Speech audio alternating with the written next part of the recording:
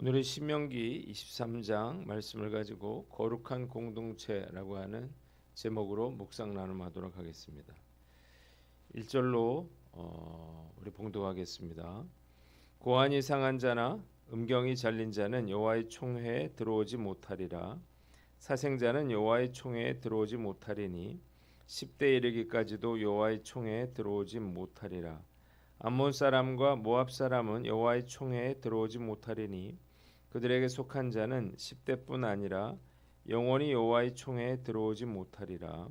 그들은 너희가 애굽에서 나올 때에 떡과 물로 너희를 길에서 영접하지 아니하고 메소보다미아의 부돌 사람 부올의 아들 발람에게 뇌물을 주어 너희를 저주하게 하려 하였으나 내 하나님 여호와께서 너를 사랑하심으로 내 하나님 여호와께서 발람의 말을 듣지 아니하시고 내 하나님 여호와께서 그 저주를 변하여 복이 되게 하셨나니 내 평생에 그들의 평안함과 형통함을 영원히 구하지 말지니라. 너는 에돔 사람을 미워하지 말라. 그는 내 형제임이니라. 애굽 사람을 미워하지 말라. 내가 그의 땅에서 객이 되었음이니라. 그들의 3대 후 자손은 여호와의 총회에 들어올 수 있느니라. 내가 적군을 치러 출진할 때에 모든 악한 일을 스스로 삼갈지니 너희 중에 누가 밤에 몽설함으로 부정하거든 진영 밖으로 나가고 진영 안에 들어오지 아니하다가 해질 때에 목욕하고 해진 후에 진에 들어올 것이요 내 진영 밖에 변소를 마련하고 그리로 나가되 내 기구에 작은 삽을 더하여 밖에 나가서 대변을 볼 때에 그곳으로 땅을 팔 것이요 몸을 놀려 그 배설물을 덮을지니 이는 내 하나님 여호와께서 너를 구원하시고 적군을 내게 넘기시려고 내 진영 중에 행하심이라. 그러므로 내 진영을 거룩히 하라. 그리하면 내게서 불결한 것을 보시지 않으므로 너를 떠나지 아니하시리라. 종이 그의 주인을 피하여 내게로 도망하거든 너는 그의 주인에게 돌려주지 말고 그가 내 성읍 중에서 원하는 곳을 택하는 대로 너와 함께 내 가운데에 거주하게 하고 그를 압제하지 말지니라. 이스라엘 여자 중에 창기가 있지 못할 것이요 이스라엘 남자 중에 남창이 있지 못할지니 창기가 번 돈과 개 같은 자의 소득은 어떤 서원하는 일로든지 내 하나님 여호와의 전에 가져오지 말라. 이 둘은 다 내 하나님 여호와께 가증한 것임이니라. 아멘. 오늘 본문 두 부분으로 나눠서 생각해 봅니다. 먼저 1절로 8절은 총회 회원 자격과 진중 성결 규례에 대해서 나와 있습니다. 먼저 총회 회원 자격에 대해서 생각해 봅니다. 하나님은 거룩한 공동체를 유지하기 위해서 총회에 들어올 수 없는 사람들과 공동체에서 추방해야 할 것들에 대해서 다음과 같이 말씀하고 계십니다. 첫째로 성계가 손상된 자인데요. 고안이 상해서 선천적으로 고자가 된 자나 음경이 거세돼서 후천적으로 고자가 된 자는 총회에 들어올 수 없었는데 이것은 이교적 종교 의식에서 행하는 그러한 거세와 관련이 있었습니다. 두 번째 사생아인데요.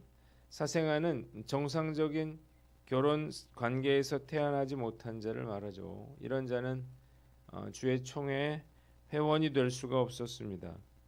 그런데 이 사생아는 특별히 근친상간이나 창기에게서 얻은 그런 자식을 의미합니다. 그 자손들도 10대까지 총회 회원이 될 수 없었습니다. 세 번째, 암몬과 모압 사람들인데 암몬과 모압의 자손은 영원히 주의 총회 회원이 될 수가 없었습니다. 그들이 출애굽한 이스라엘 백성들을 돕지 않고 그들을 저주하기 위해서 뇌물을 주고 발람을 불러왔기 때문이에요. 하나님은 그의 저주를 복으로 바꾸어 주셨는데 때문에 그들이 번영하도록 틈을 주어서는 안 되는 것이었습니다. 그러나 에돔 사람들은 에서의 혈통을 이어받은 자들로서 총회에 들어올 수 있었고 애굽 사람들도 3대부터는 총회 회원이 될 수가 있었습니다. 두 번째는 9절로 14절 진중 성결 규례에 대해서 나와 있어요. 전쟁을 하기 위해서 이스라엘 백성들이 진을 치게 되면 그 진영을 거룩하게 해야만 했습니다. 그래서 첫째로 몽종을 한 군사에 대한 내용인데, 밤에 몽종을 한 군사는 진 밖에서 머물다가 해질 무렵에 목욕을 하고 해가 진 후에야 진으로 들어올 수가 있었습니다. 두 번째, 용변에 관한 규례인데, 진 밖에 변소를 마련하고 용변을 볼 때는 삽으로 땅을 판 후에 용변을 보고 그 배설물은 흙으로 덮어야 했습니다. 이렇게까지 진영을 관리해야 하는 이유가 무엇인가요? 거룩하신 하나님께서 이 전쟁에 참여하시기 위해서 이 진안으로 다니실 것이기 때문입니다. 만일 더러운 것을 보시면 하나님은 그들로부터 떠나갈 것이기에 반드시 진영에서 이런 부정한 것들은 제거해야만 했습니다. 본문이 주는 교훈이 있는데, 첫째로 거룩하고 순결하라는 것입니다. 하나님은 흠이 있거나 도덕적인 결함이 있거나 하나님을 대적하고 당신의 백성들을 괴롭힌 자들을 여호와의 총회에서 제외하심으로, 하나님을 예배하는 자는 도덕적으로 순결해야 할 뿐만 아니라 하나님을 대적한 자들은 하나님의 축복의 반열에 들어올 수가 없음을 깨닫게 하셨습니다. 뿐만 아니라 전쟁을 앞둔 이스라엘 진영은 부정한 것들을 제거해서 거룩함을 유지해야만 했습니다. 그래야 하나님께서 그들과 함께 싸우실 수가 있기 때문이에요. 하나님께서 그들에게 바라신 것은 무기가 아니라 거룩함으로 무장하는 것이었습니다. 해설에서처럼 물론 지금은 예수님 안에서 모든 진입 장벽이 허물어졌기에 인종적이고 또 민족적인 차별은 모두 다 사라졌습니다. 그러나 개인과 예배 공동체로서의 정체성은 여전히 거룩하게 지켜져야만 했습니다. 그래야만 하나님이 우리 안에 거하실 수가 있기 때문이죠. 외부의 적보다 더 위험한 것은 보이지 않는 내면적인 그러한 죄악입니다. 죄악으로 가득 찬 세상에서 거룩하고 순결하게 구별되게 살아가는 것은 참 쉬운 일이 아니라는 생각이 듭니다. 처절한 그러한 영적 싸움을 싸워도 여전히 버겁고 무너질 때가 참 많습니다. 주님의 도우심이 없었더라면 진작에 무너지고 말았겠죠. 저는 늘 목회가 무거운 짐이라 이렇게 생각을 했었는데, 어느 순간에 나의 목회가 나를 죄악으로부터 보호해주고 있는 그런 보호장치가 되고 있었다는 사실을 깨닫게 되었습니다. 지금은 은퇴 이후가 두려운 마음이에요. 저를 지켜줄 보호장치가 사라질 것이기 때문인데, 거룩과 순결을 위한 노력은 나의 생명이 다하는 날까지 지속되어야만 할 것입니다. 이 땅의 모든 삶을 마치고 주님 앞에 설 때에 정말 부끄럽지 않는 그런 하나님의 종으로 설 수 있기를 간절히 소망합니다. 두 번째는 선을 베풀라는 것입니다. 친족인 에돔 사람들이 총회에 들어올 수 있었던 것은 그렇다 하더라도 하나님께서 애굽 사람들을 미워하지 말고 3대 후에는 총회에 들어올 수 있도록 허락하신 것이 참 놀랍게 여겨집니다. 자, 이유가 뭔가요? 비록 그들이 이스라엘 백성들을 학대하긴 했지만 400년간 애굽에서 이스라엘 백성들이 큰 민족으로 성장할 수 있도록 도와주었기 때문입니다. 뭘 알 수 있습니까? 내가 누군가에게 베풀어준 선은 반드시 언젠가는 되돌아오게 된다는 것입니다. 내가 아니더라도 내 자식에게라도 하나님은 갚아주시기 때문이에요. 그래서 우리의 남은 삶 동안에 우리는 반드시 어려움을 당한 사람들을 돕고 살아야 합니다. 이것이야말로 내가 할 수 있는 가장 좋은, 가장 최선의 투자인 것입니다. 저는 18년 전부터 월드비전에 후원을 해왔는데 얼마 전에 월드비전에서 온 편지를 보고 큰 감동을 받았습니다. 제가 예전에 후원했던 인도네시아의 한 꼬마 여학생이 이제 자라서 인도네시아 유명 대학의 법학과를 졸업했다는 거예요. 그래서 후원자들에게 감사 편지를 보내왔습니다.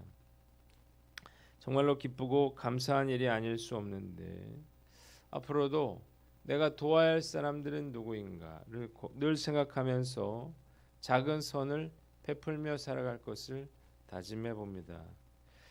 두 번째는 15절로 18절의 기타 규정이에요. 첫 번째, 도망 나온 종에 대한 규례입니다. 본문은 주인의 학대와 폭력을 피해서 달아난 도망쳐온 종에 관한 규례입니다. 당시 사회에서는 도망 나온 종이 잡히면 사지가 잘리든지 죽임을 당했습니다. 때문에 도망 나온 종을 주인에게 돌려보내는 것은 그를 사지로 죽음으로 내모는 것과 같았어요. 그래서 하나님은 이 종을 돌려보내지 말고 자유를 주어서 자기가 원하는 곳에서 살 수 있도록 해줘라. 그렇게 말씀하고 있습니다. 두 번째는 매춘 행위와 가증한 헌금에 관한 내용이에요. 이스라엘 딸과 아들들은 창녀나 남창이 될 수가 없었습니다. 그런데 여기서의 창녀나 남창은 단순히 성매매를 하는 그러한 자들이 아니라 우상의 신전에서 종교적인 그러한 매춘 행위를 하는 자들이었습니다. 그래서 하나님은 그들이 번 돈을 성전에 바치지 못하도록 금지하셨습니다. 본문이 주는 교훈이 있어요. 첫째로 긍휼을 베풀라는 것입니다. 고대 사회에서 도망 나온 그러한 종에게 은혜를 베풀고 자유를 주라고 하신 하나님의 말씀은 정말로 충격적입니다. 진정한 노예 해방이 이루어진 것은 정말 최근의 일이기 때문이에요. 하나님이 얼마나 은혜와 긍휼이 풍성하신 분이신지를 우리가 잘 알 수 있습니다. 점점 한국에서 일하는 그러한 외국인 노동자들이 늘어나고 있습니다. 힘들고 어려운 일들을 하시는 분들을 보면 죄다 외국인들인 것 같아요. 정상적인 방법으로 일하시는 분들도 있지만 불법 체류자들도 적지 않을 것입니다. 그런데 아직도 불법 체류자라고 하는 이유로 이런 분들을 학대하고 착취하는 분들이 있습니다. 이 나라가 언제부터 잘 살게 되었다고 이런 일들을 하는지 정말 부끄러운 마음이 듭니다. 어려움에 처한 사람들이 있다면 돕고 배려하는 것이야말로 하나님의 뜻이라는 사실을 알아야 합니다.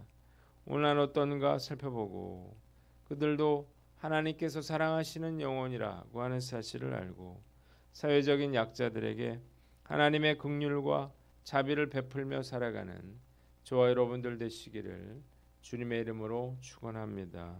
두 번째는 정당하게 번 돈으로 하나님께 드려라는 거예요. 하나님은 창녀나 남창이 번 돈은 하나님께 바치지 못하도록 그렇게 하셨습니다. 정당한 방법으로 번 돈이 아니기 때문이에요.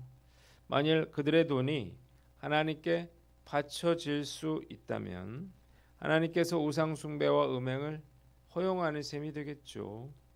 개같이 벌어서 정승같이 쓴다고 하는 그런 말이 있는데 신앙의 관점에서 보면 틀린 말이에요. 돈은 정당한 그러한 노력과 수고를 통해서 벌어야 하기 때문입니다. 헌금에 있어서는 액수보다 과정이 중요한 것입니다. 성매매나 도박과 같은 방법으로 얻은 돈을 하나님이 기뻐하실 리가 없죠. 누군가를 죄짓게 하고 또 고통과 피해를 주고 번 돈이기 때문이에요. 하나님께서 받으시는 예물을 드리기 위해서는 돈을 버는 과정이 정당하고 깨끗해야 할 것입니다. 이 사실을 명심하고 떳떳하지 않은 돈에 욕심내지 않고 적더라도 정당하게 번 돈을 하나님께 드리는 저와 여러분들 되시기를 주님의 이름으로 축원합니다. 기도하겠습니다. 주님 거룩하고 순결하여 구별된 삶을 살게 하여 주시옵소서.